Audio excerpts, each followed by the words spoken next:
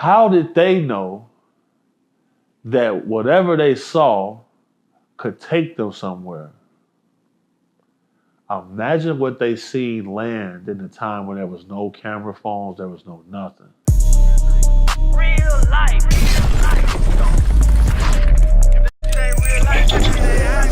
It ain't real life. Just ain't real. Real life street stars. You know what time it is. And so one of the questions, because again, one of the things that I love about you is you spread that knowledge, man. So is there anything that you've learned since the last time you were here that opened your eyes where you were like, oh, I need to tell my people this? Yeah. Hey, shout out my boy Jeff. Yeah, man. you got real life Jeff.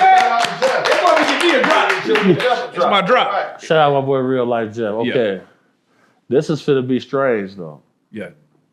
So there's a guy by the name of Luis Elizondo.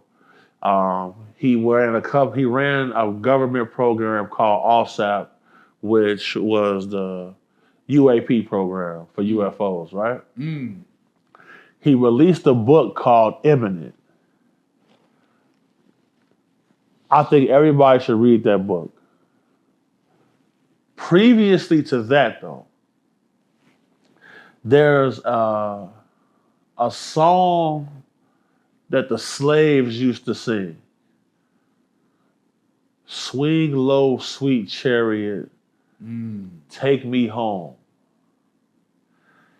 The slaves was singing songs about UFOs that they were seeing in the sky. Crazy. So when I discovered that, I'm like, wait a second. And so then I get back into doing more research. And I say, okay, how is it possible that the same technology that we see today that they call a UAP, that our ancestors saw when they was in the cotton field? How did they know that whatever they saw could take them somewhere? Imagine what they seen land in the time when there was no camera phones, there was no nothing. Once I discovered that, I say, okay, this world that we live in could possibly be a stage.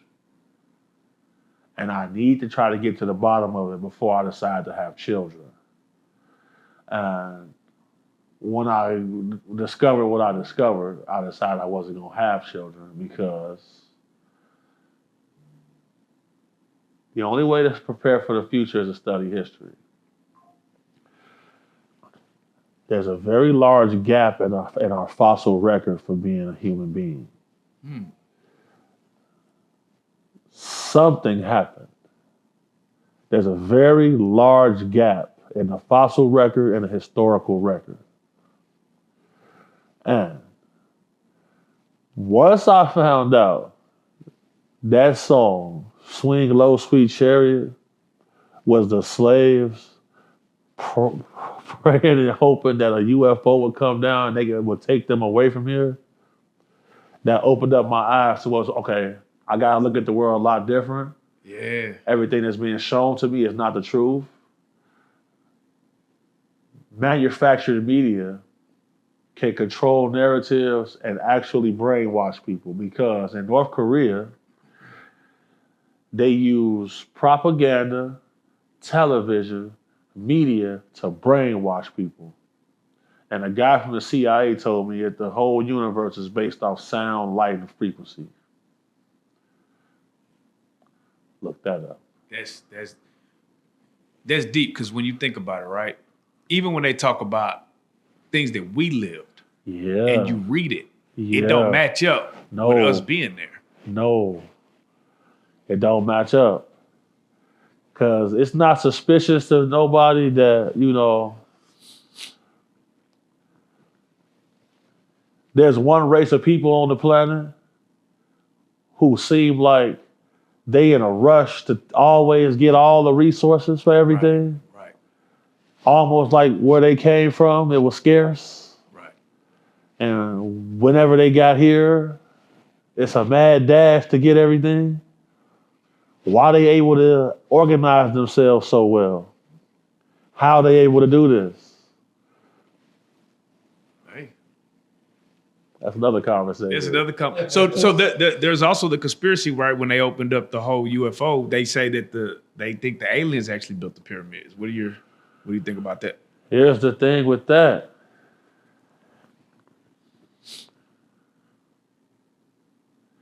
There is evidence of a lost society because there's this glass that they find in the Sahara Desert. It's a green tinted glass that can only be made from nuclear explosions.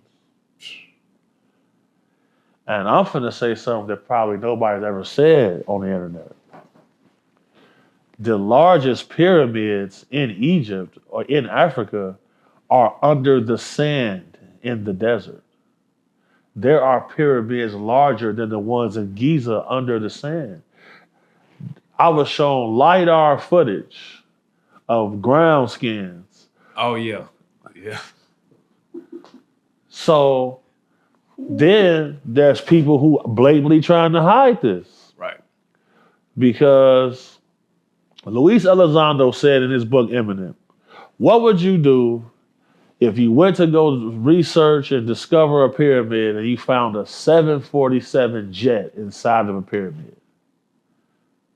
Why would he say that?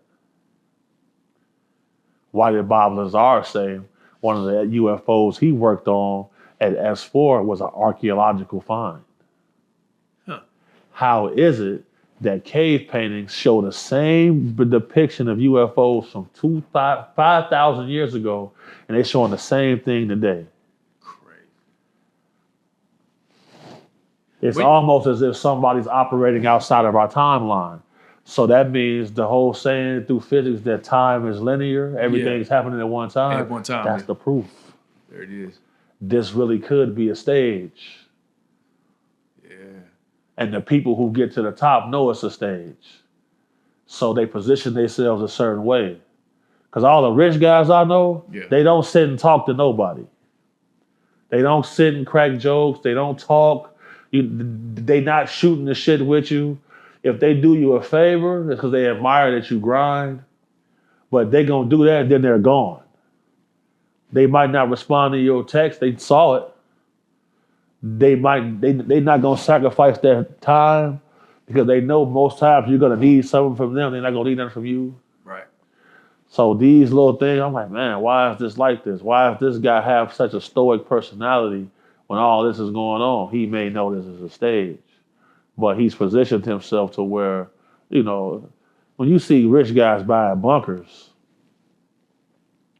that should cause some concern. If every other species on the planet is high-minded for the most part, except for us. Yeah.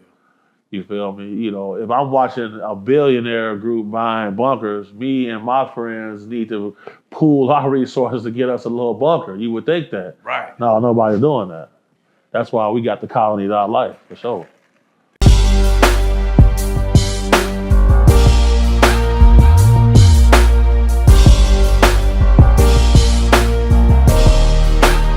Shout out Reallyfe Street Stars, nigga. Move. Hey.